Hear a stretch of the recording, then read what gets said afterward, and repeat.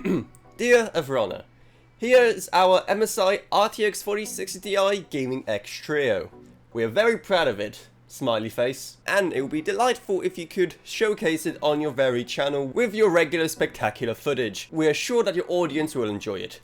Love, MSI. However, apart from just putting some fancy purple lights in front of it, what exactly can I do to make the RTX 4060 Ti of all things look good? And I mean, gotta give props to them, MSI did certainly try their best. And apparently MSI think that they've done so much differently that they are charging $450 for this thing, or $50 over the MSRP. So what exactly is the big difference then? Well, it mainly comes down to the fact that you are getting a proper triple fan setup that is more reminiscent of a more higher end and probably more sensible graphics card. As such, compared to the standard dual fan 4060 Ti, which sits at MSRP, this one does have some rather weird proportions, because while it is rather thin for a modern Nvidia graphics card, it is still rather weirdly long, even to the point where in a mid-tower case you do have very little space left. However, this setup does cause some other issues. For example, seeing how it is an Nvidia 40 series graphics card, the actual PCB only reaches to about half of the actual card. As such, the single 8-pin power connector is located rather far from where it is on most graphics cards, which could make it rather difficult to actually plug in some instances.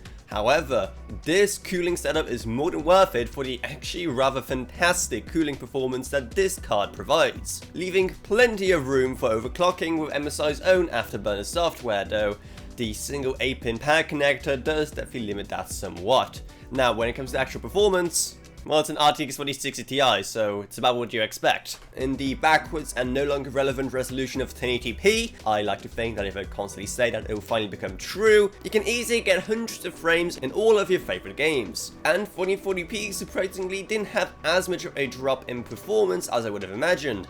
4K is a different story, especially with the 8GB of VRAM, however you still get more than playable FPS all across the board.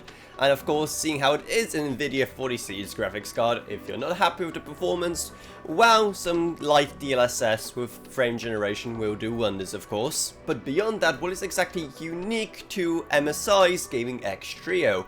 Well, the aesthetic for one. Sure, while it's not out of this world stunning or anything, it will still very much get the job done. And it does have some rather interesting ideas, like for example, this giant missing piece of the backplate which exposes the heatsink underneath, which gives the whole thing a more industrial aesthetic. The fans themselves also do look pretty good, which you won't be seeing a lot of because, let's be honest, you're definitely not vertically mounting a 4060 Ti of all things. And of course, there's RGB itself, controlled by the still very flawed MSI Center software, which I did talk about before in my review of the RTX 4070 Ti, and unfortunately things haven't changed much since then. It's still as convoluted as ever, though at least in my experience it doesn't ask me to install the antivirus software as often anymore. The other main thing is the special GPU anti-sag bracket, which is still as awkward to install as with the RTX 4070 Ti. Like, I don't know if I'm just too small brained for whatever kind of amazing system MSI have built here.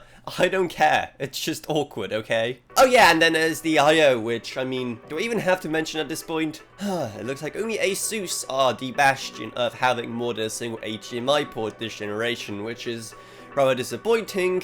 But at the same time, I just can't bother to complain anymore. Congrats, tech industry, you officially may be apathetic to your bad choices. So going back to the original point of price, naturally, the vast majority of this additional $50 are going towards the much stronger cooling solution on this graphics card, which for many people could be worth it. But if you are looking for something a bit more compact, or if you just really don't care and you're not planning on overclocking, or if you just have generally good cooling to your system anyway, the base MSI RTX 4060 Ti will do just fine. However, if you're one of those people who thinks to themselves, I have a mid-tower case, I'm gonna use the whole mid-tower case, well then there's definitely worse ways to spend the space in your PC other than this, like Funko Pops for example. And if you want to grab this graphics card yourself, then the Amazon links to it are gonna be down in the video description below, where you also find our Patreon, which you should definitely check out. Plus also huge thanks to our existing patrons, Gavin Burns, Oki B, Justin Rage, Ella Vroniak, Dev Panda, Balaj Voka, Max Sumner, Shin Ucraft, Lensby, and Level Up. Down there you're gonna find our merch store, our Discord server, and our social media links as well. But anyway, that's about it. So I hope you enjoyed this video. If you did, remember to subscribe, like, whatever, and I'll see you all in whatever I make next. Goodbye everyone. Goodbye.